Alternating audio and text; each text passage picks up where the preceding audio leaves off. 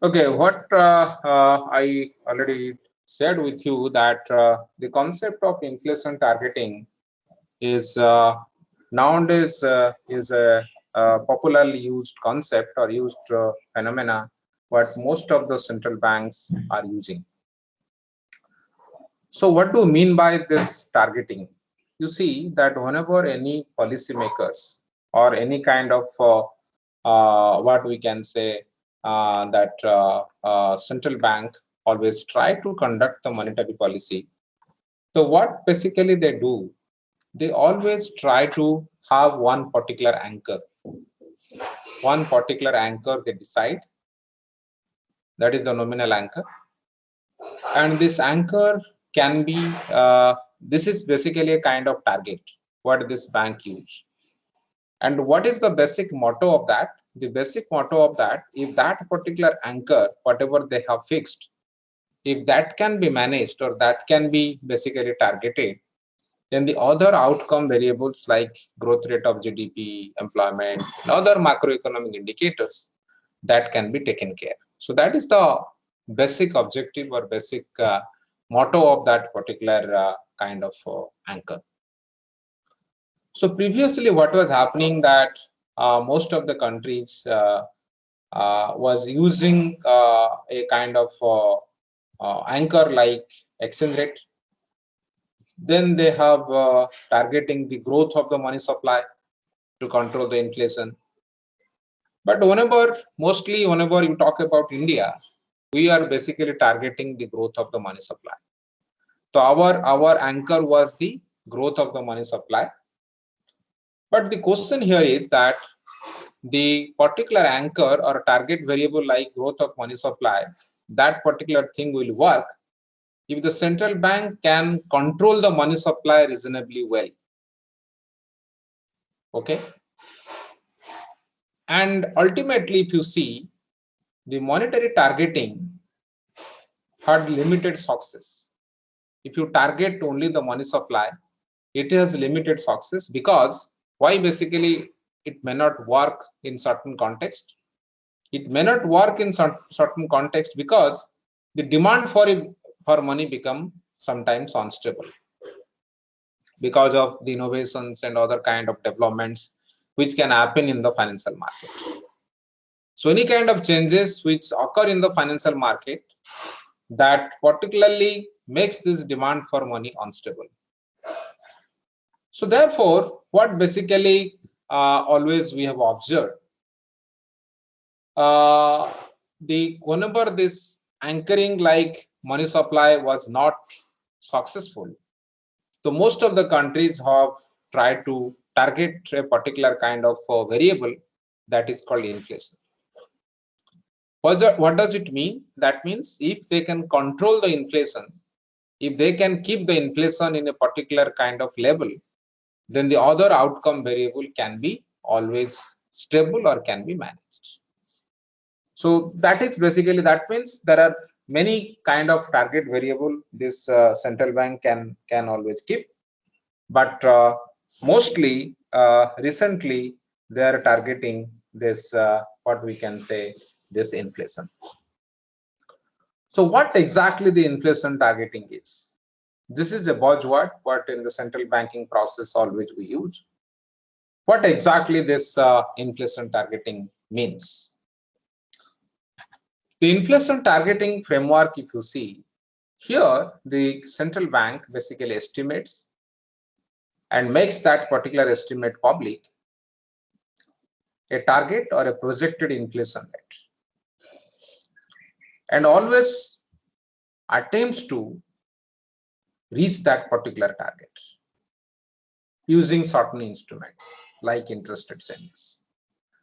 So they try to change the interest rate in such a way, whatever forecasting or whatever target inflation they have decided or they have estimated, they try to reach that particular target. And the measure tool for reaching that particular target is the interest rate changes.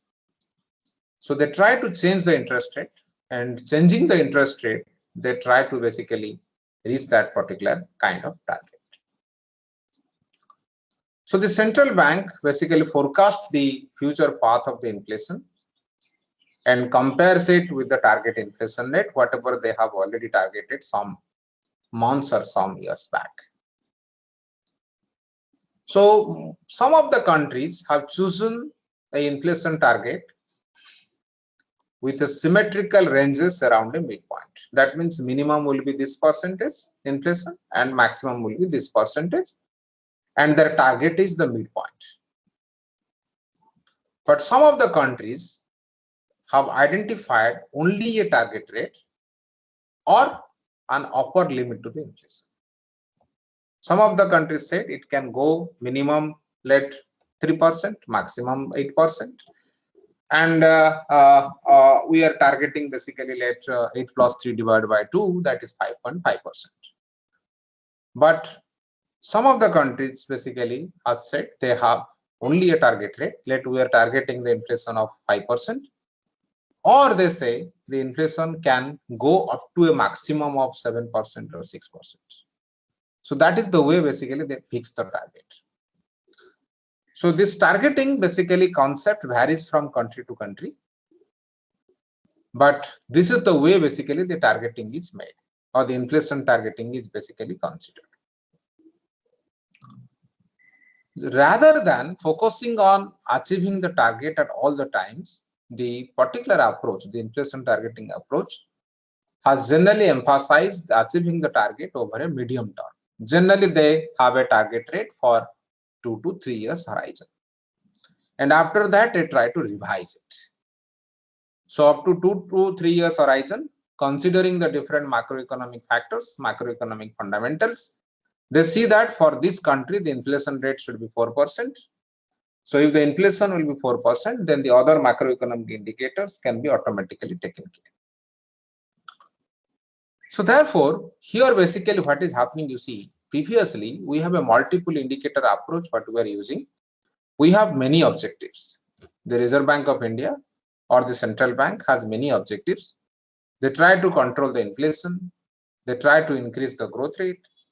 They always try to increase the employment. So there are many objectives basically they keep. But once the inflation targeting concept was introduced, the basic objective of this particular kind of framework is you have a single objective, single indicator approach. So if you target a particular variable like inflation, then other objectives can be fulfilled.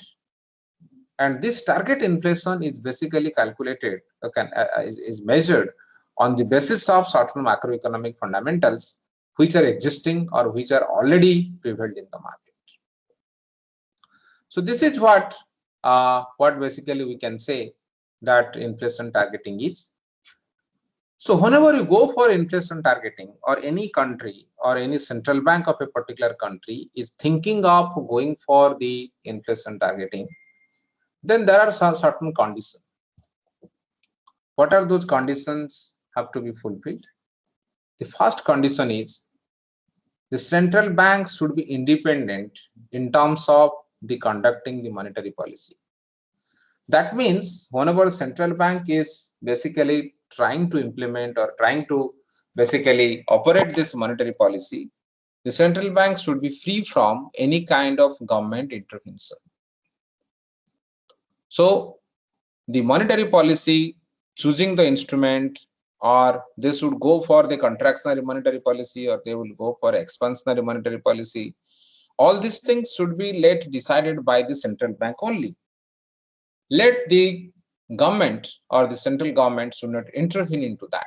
So the level of independency given to that particular central bank is a kind of prerequisite for this kind of inflation targeting. Second one. The second point is that willingness and ability of the monetary authorities not to target other indicators like your level of employment, exchange rate, etc. Whether really the central bank authorities are keen to only concentrate on the inflation instead of looking at the other macroeconomic fundamentals or indicators which are prevailing or which are required for the aggregate growth process. So this is also another condition the central bank has to look at. So whenever they go for this kind of inflation targeting, you assume that now these conditions are satisfied. Then what are those different steps they basically follow? Okay. Certain preliminary steps they have to always keep in the mind whenever they are going for the inflation targeting. First of all, they have to establish a particular quantitative targets for the inflation for a specific number of periods. Okay. Then indicate clearly to the public that hitting this inflation target takes the precedence over all objectives of the monetary policy. Why they are basically targeting this inflation? This particular thing has to be already or the information has to be given to the public in a very clear manner. Then set up a model or a methodology for the inflation forecasting that basically uses a number of indicators containing the information about the future inflation. Mostly those indicators are related to the macroeconomic indicators, including interest rate, including exchange rate, etc., etc. So then they can devise a forward-looking operating procedure through which the monetary policy instruments are adjusted to hit this particular chosen target, what basically we have discussed about the monetary policy corridor. So that particular corridor, if they will maintain, already I told you that if this particular call money rate will be always below this marginal standing facility rate, then what will happen that the commercial banks, instead of borrowing from the central bank using this MSF rate, they will always try to borrow from the call money market. By that, their total aggregate money supply in the economy will be stable and it will not have much impact on the price. So price is more or less will be stable, or inflation rate will be more or less will be stable.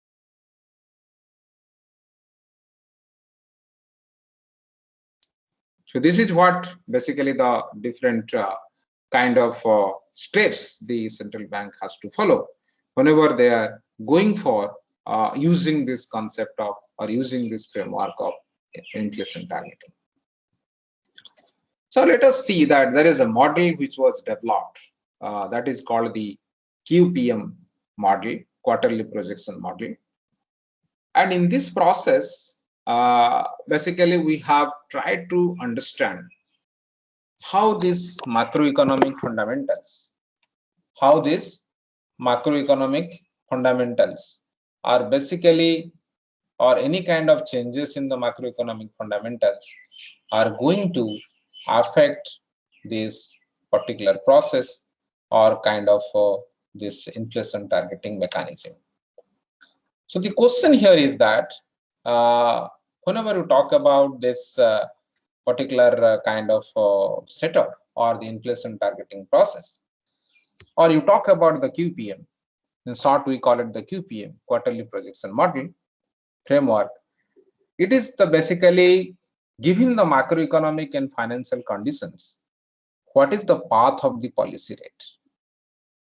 What is the path of the policy rate given the macroeconomic and financial conditions? So what do you mean by the policy rate? Already I told you. In India, largely the policy rate is the repo rate.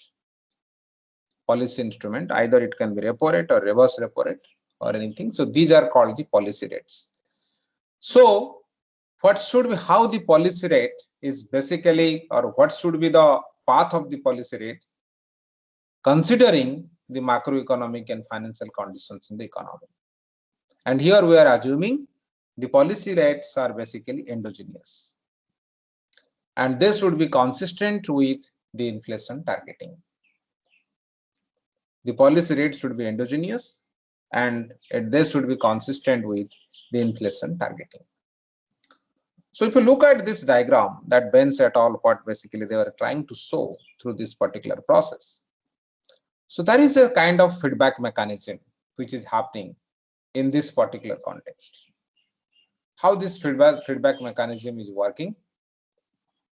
You see, a simple process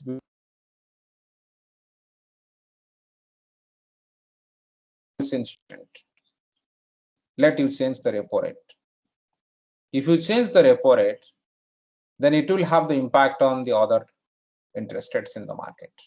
The repo rate will have the impact on the lending rates of the commercial banks and other kind of rates which are market determined. If this rate will have the impact on the other long-term or short-term interest rates in the market, then your aggregate demand gets affected, because the demand for loan and all these things will change depending upon the change in the interest rate, long-term or short-term interest rate in the market due to the change in the policy rate. So the aggregate demand will be getting affected. If the aggregate demand will get affected, then automatically it will have the impact on the output. What is output gap? Yes, anybody? What is output gap?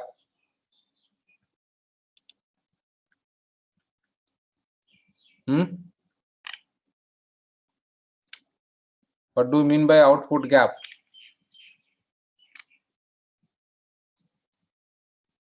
Don't know?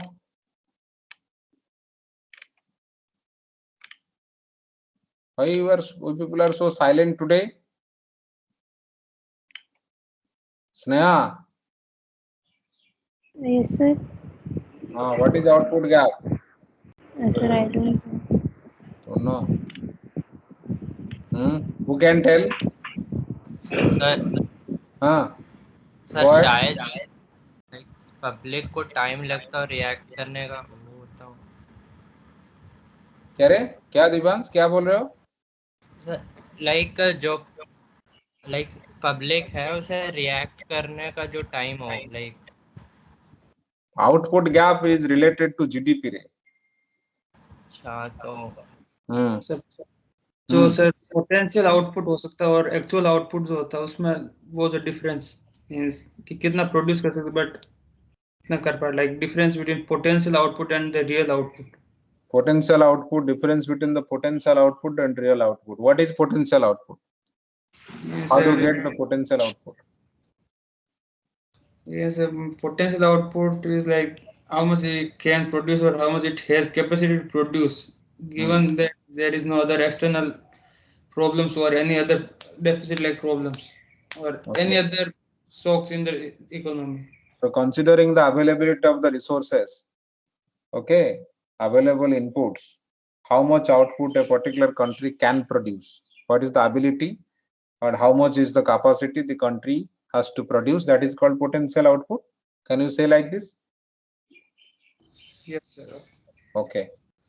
So the potential output and this actual output, whatever you have, that basically will give you this output gap, what is said. So the aggregate demand will have the impact on that particular difference. Then automatically what will happen, that it will have the impact on the inflation. Depending upon this, the inflation gets affected. The other channel, if you see what is happening, this is the channel whatever we have discussed. You change the policy, it will have the change in the long-term interest rate, then aggregate demand gets affected, then output gets affected, then finally the inflation gets affected. The another thing is that if you see that exchange rate channel, that already I have told you, you change the policy, it will have the impact on the demand and supply in the foreign exchange market because the interest rate will change. Then if the foreign exchange market gets affected, then automatically it will have the impact on the inflation rate, depending upon the demand and supply of the relative demand and supply of the foreign goods vis-a-vis this domestic goods. Then the inflation gets affected. Then another thing, if you see that any kind of shocks, whether it is a financial shocks like your foreign, there is a change in the foreign interest rate, or there is a portfolio shift from one particular sector to another sector, or there are shocks to the aggregate demand, like credit condition has changed, foreign demand has changed, commodity prices, fiscal policy, any kind of factors.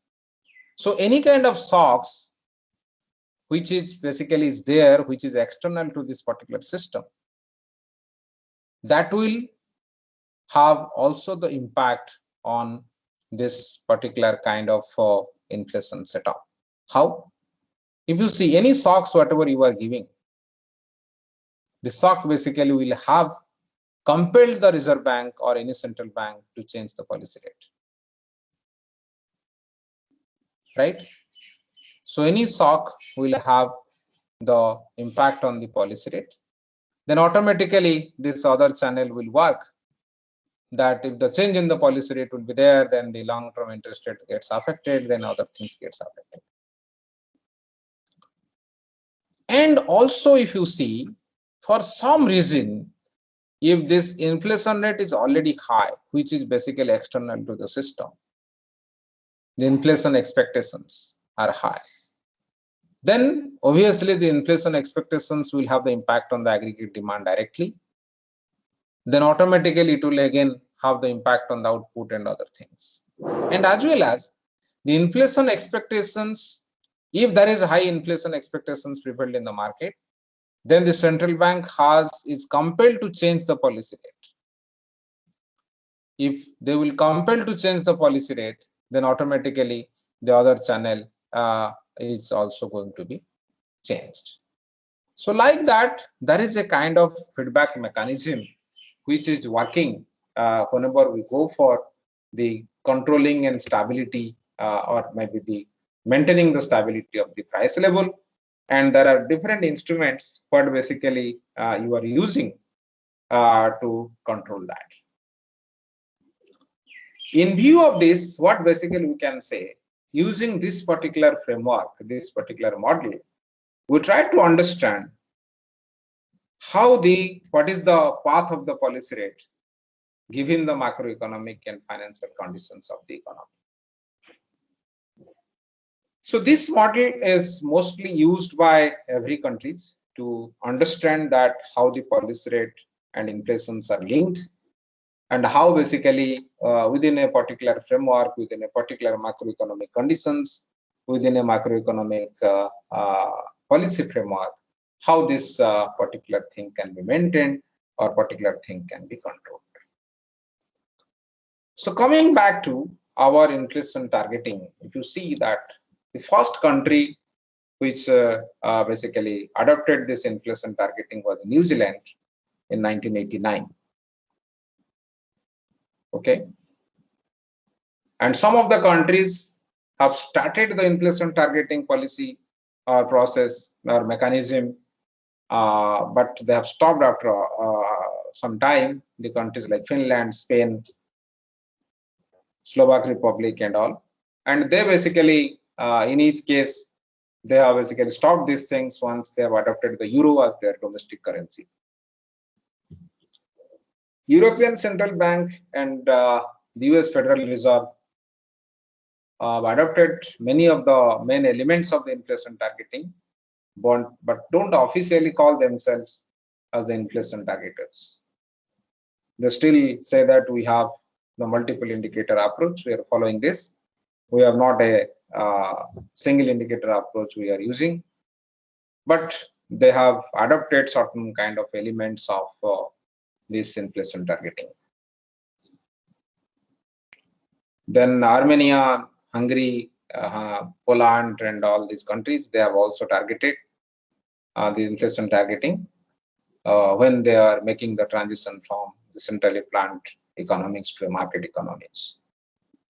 So these are some of the evidences what basically we have observed from the other parts of the Bank of England to some extent also has adopted this inflation targeting, but most of the countries have tried to implement these things, and some of the countries could not cope up with that, and some of the countries basically was successful in terms of this.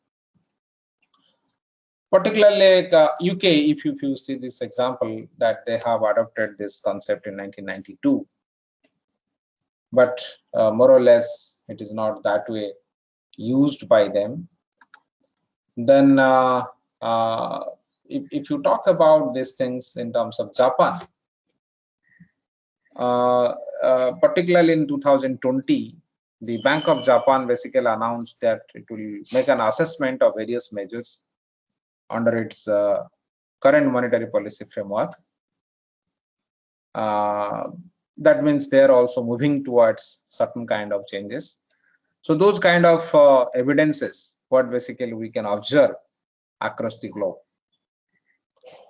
So now, if you talk about India, the concept of inflation targeting in the context of India the process was started in 2014.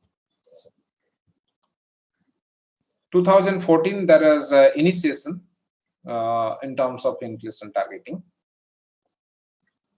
So I've given some historical kind of milestones which was implemented by Reserve Bank of India or by the government to start the process of inflation targeting in the Indian market. So in 2014, RBI basically kind of announced a kind of path or a particular kind of glide path for bringing down the CPI inflation rate to 8% by January 2015 and to 6% by January 2016, which was relatively higher. Okay. In February 2015, a monetary policy framework agreement was signed between Government of India and the Reserve Bank. Okay. So in that case, if you see the outcome, within this particular agreement, FIT means it is the flexible inflation targeting framework, was formally adopted in India with RBI, and RBI was given the assignment to bring the inflation rate to 6% by January 2016, and the target for 16-17, and subsequent years it can be 4 plus minus 2%. Okay. But the actual process, if you see, was started in February 29, 2016. The finance minister basically announced in his budget speech that government's intervention or government's intention is to amend this RBI Act 1934 to provide for a statutory and this institutionalized framework for monetary policy committee. So a formal monetary policy committee was established through the Finance Bill 2016. So on that basis, one statutory power was given to the Reserve Bank of India. On statutory basis, a flexible inflation targeting framework was established by Reserve Bank. Okay. So this particular amendment, which was done in particular kind of February 29, 2016, the amended RBI Act came into force in June 27, 2016, where the procedure for selection of the members of the Monetary Policy Committee, terms and conditions of their appointment, and the factors which is constituting the failure to meet inflation target under the MPC framework was notified. Okay.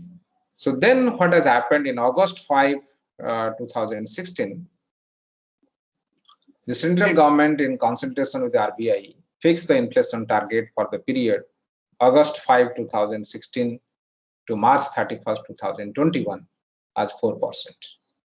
The target inflation rate was fixed, which was 4%, with the upper tolerance level of 6% and the lower tolerance level of 2%. Okay.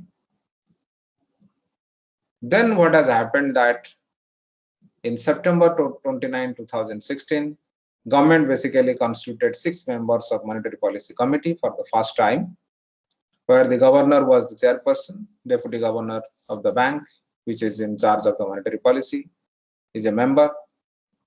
Then one officer of the bank to be nominated by the central board of the members by RBI. 3 external members. 3 external members were there, which were the academicians, Professor Ghate and Professor Dua and Professor Dholakia. So these are the 3 people who are nominated by this government to be the external members of the Monetary Policy Committee. And accordingly, what has happened that the first meeting was held. Every 2 months there will be a meeting. That was the decision.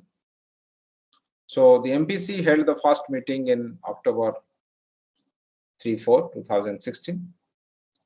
And in that meeting, it is a unanimous decision that the policy rate will be reduced by 25 basis point, means 0.25%. And then what has happened that this committee was given a period of 4 years. It can be extended also, but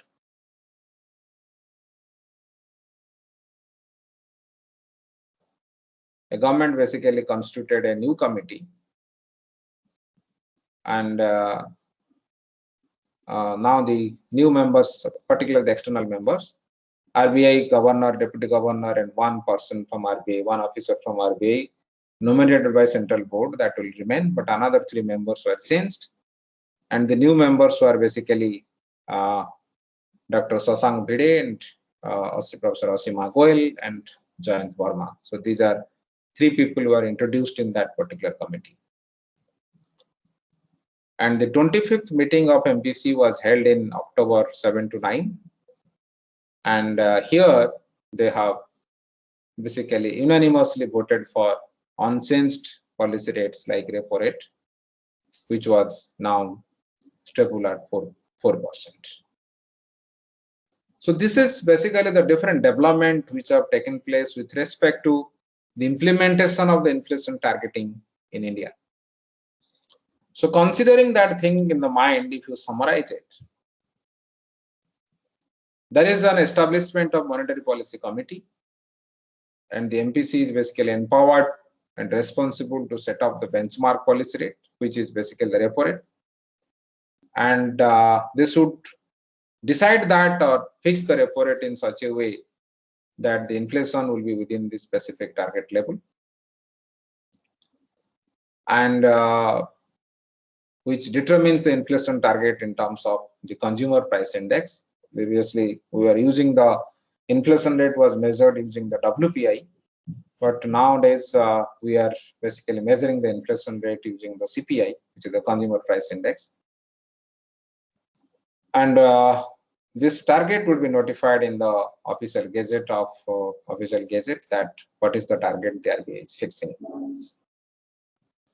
The central government of India has fixed the inflation target for the period beginning from August 5 and ending the March 31st. Recently, it got over 2021. So the target was 4%, upper tolerance limit 6%, lower tolerance limit is 2%. So if you ask a question that what is the condition for a failure monetary policy with respect to the set target? So as per the policy, if the inflation goes above 6% or goes below 2% for 3 consecutive quarters, then it will be treated as the failure of the RBI's monetary policy. So in such scenario, the RBI will initiate counteractive measures to meet this particular required target. They have to take certain kind of measures by that the required target can be fulfilled. So the new notification basically says if the target is missed, then it will send out the report to the central government citing the reasons for the failure to achieve that particular inflation target, and the remedial action whatever they will propose for that particular kind of maintaining the target. and the estimate of the time period within which the inflation target shall be achieved. That also they have to mention. So that means they have to provide the reasons for the failure. They have to also provide that how this particular target can be achieved by them, what are the different measures they have to take, and all those kind of informations and all those kind of initiatives they have to always provide to the central government. So this is what basically the what we can call the if there is a failure in terms of the inflation targeting.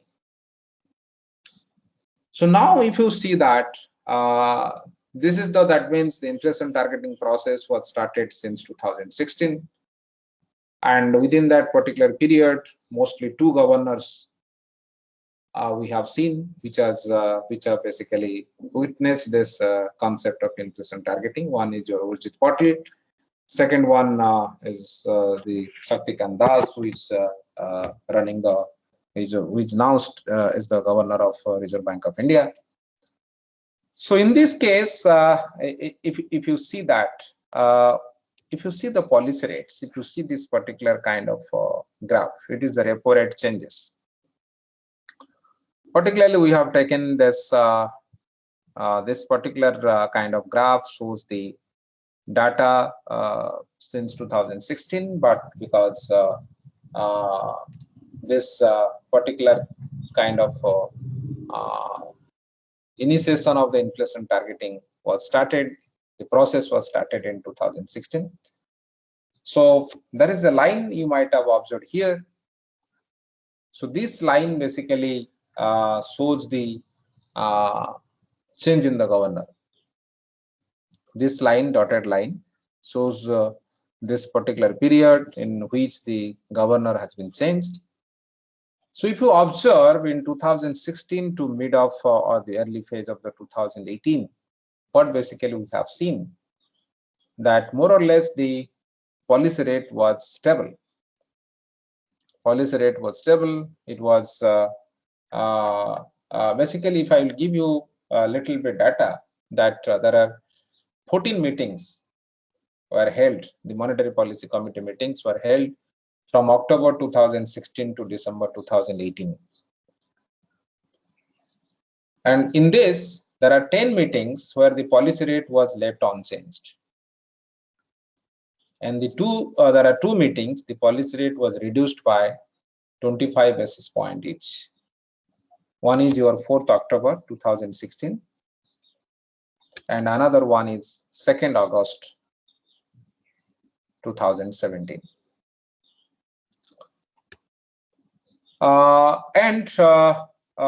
In 2 meetings, the policy rate was increased by also 25 basis points.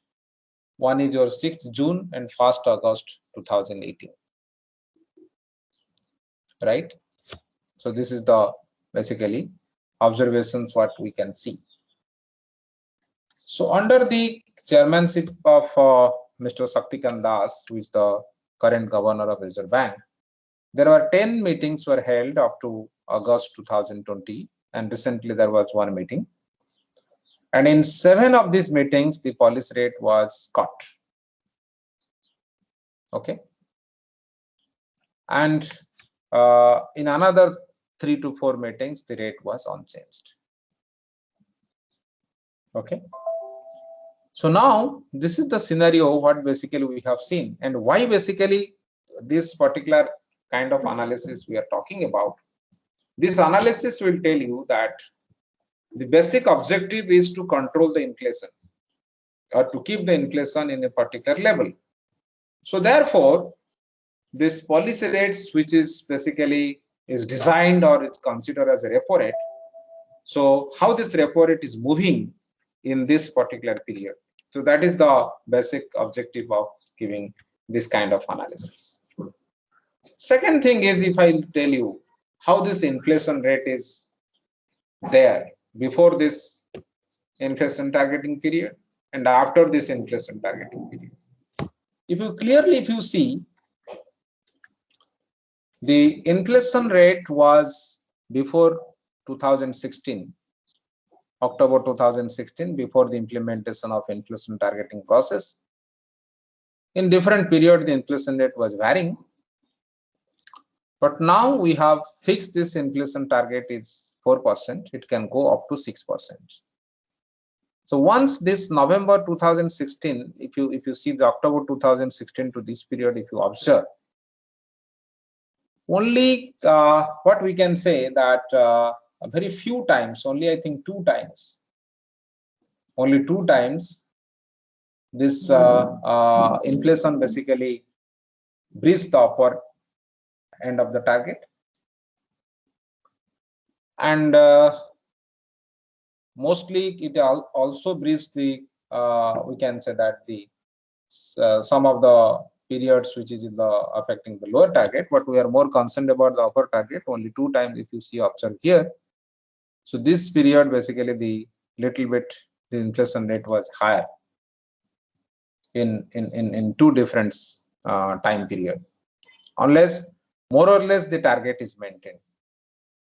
More or less the target is maintained after this implementation of the inflation targeting framework. Then I can tell you that if you see that previous class we are talking about the corridor. If you see this corridor, already I told you the corridor is maintained.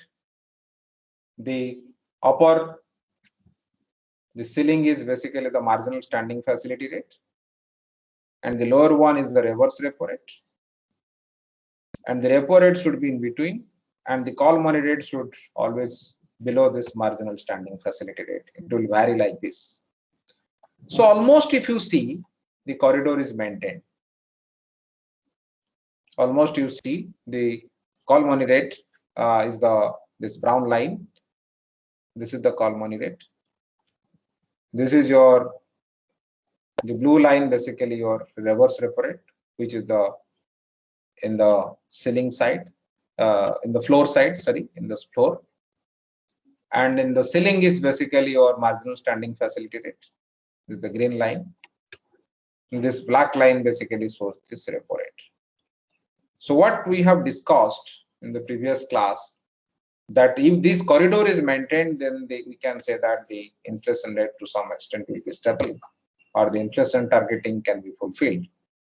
So at least up to August 2020, if you observe recent data, we can add it and look at, but there are certain other factors will come into the picture. So in that case, you can observe that the corridor is maintained. This particular corridor, the inflation targeting, to maintain this inflation targeting, the corridor is maintained. But there are some unusual changes we have observed in the post-COVID period, or whatever period we are following. If you look at the post-COVID scenario, nowadays we are much more concerned about the growth, because growth was negative. The growth was negative for some quarters. So because of this, now the focus little bit has been, the primacy basically is given to the growth concern. Okay. So that's a monetary policy committee also has given certain attention to revive the growth. That's why they're drastically reducing the repo rate. Another observations we have seen, previously there was a kind of symmetric corridor was there, the repo rate, and there is a 25 basis point less will be the reverse repo rate, and 25 basis point will be higher, which is the marginal standing facility rate. But if you, today's context, if you look at, the repo rate has been cut by 75 basis points, but the reverse repo rate was cut by 90 basis points. The reverse repo rate was reduced by 0.9%, and the repo rate was reduced by 0.75%. And now the reverse repo rate was lower than the repo rate by 40 basis points, and the MSF rate was higher than the repo rate by 25 basis points. That means this will widen this LIF corridor. Okay. And previously, what was basically, we have seen that the repo rate was used only as a policy rate. But look at the current scenario. The Reserve Bank of India has also started using reverse repo rate as a new effective policy rate. The reverse repo rate was being cut by 155 basis points from March 2020 to August 2020. And the transmission of repo rate cuts to the other interest rate work if there is a shortage of liquidity in the system. So when the banks are in need for the liquidity, they borrow funds from the interbank market, and repo rate cut changes will transmit into changes in the call money rate. However, when the banks have the excess liquidity, they will not borrow in the overnight market, and any amount of cuts in the repo rate will not get transmitted to the others rates which are prevalent in the market. So since RBI has been infusing liquidity through a number of unconventional monetary policy tools, the banks maybe have more liquidity. So because of that, they can park the money with RBI and get the interest rate against that, which is a part of the reverse repo rate. But what is happening that that thing is not going to help us. But now this question is, what do we mean by these unconventional monetary policy instruments or monetary policy measures? And what is the, we can say that the autonomy of the central bank and all these things, that we'll discuss it in the next class. We can stop here. The